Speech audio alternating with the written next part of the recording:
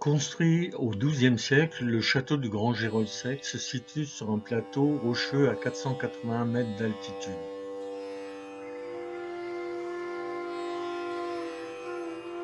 Il est l'un des plus vastes et des plus anciens châteaux d'Alsace, destiné à assurer la protection du domaine de l'abbaye de Marmoutier.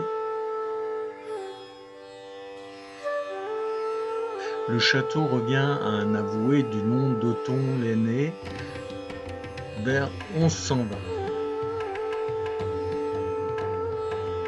Ses fils seront reconnus quelques années plus tard comme les seigneurs de Géroldsec, grâce à un document datant de 1235 qui fait référence à une hypothèse sur les deux terres de Géroldsec. On peut supposer qu'un deuxième château existait à l'époque, le Petit Géroldsec.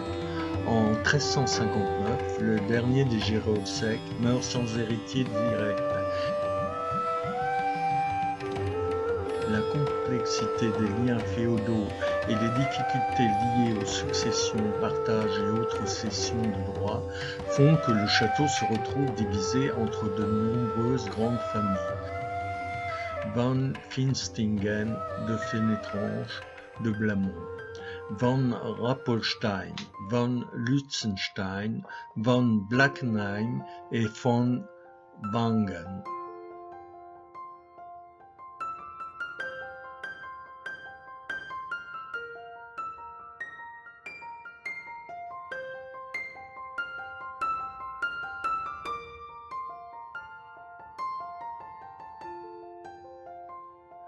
Ainsi, entre 1390 et 1470, on recense pas moins de 22 propriétaires différents.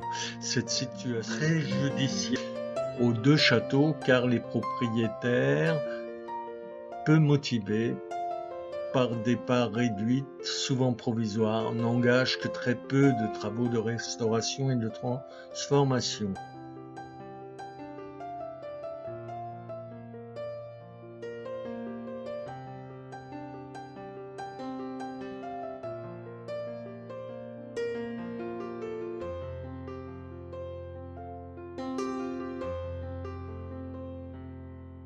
La trace actuelle fait parfois apparaître des raccommodages faits à la hâte et à l'économie.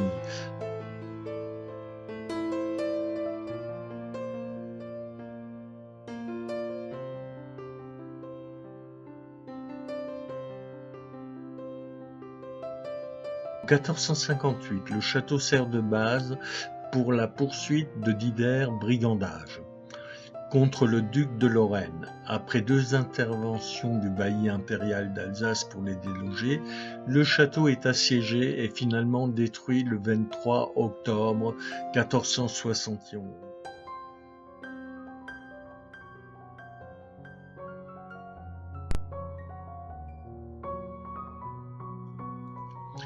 Jusqu'au XVIIe siècle, le domaine et les ruines restent la propriété de différents ducs et comtes.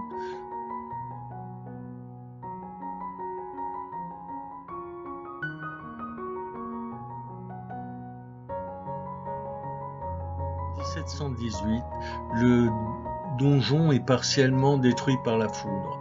Vers la moitié du XIXe siècle, le tourisme pédestre se développe dans les Vosges et attire les touristes vers les ruines.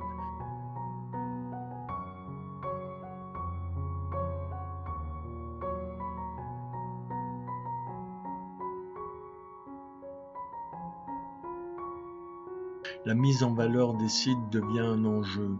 Le site du Grand-Géroldsec est débroussaillé, la salle basse est dégagée et ses piliers restaurés. Près de 300 mètres cubes de décombres sont extraits et répandus dans la vallée.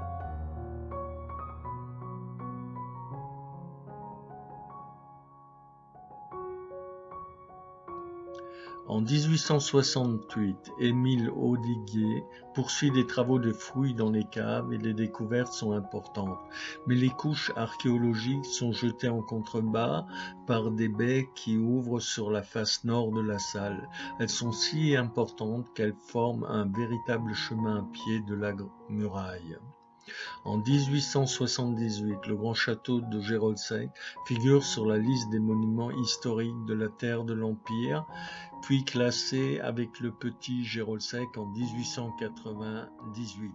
Le château semble avoir été fermé en 1903.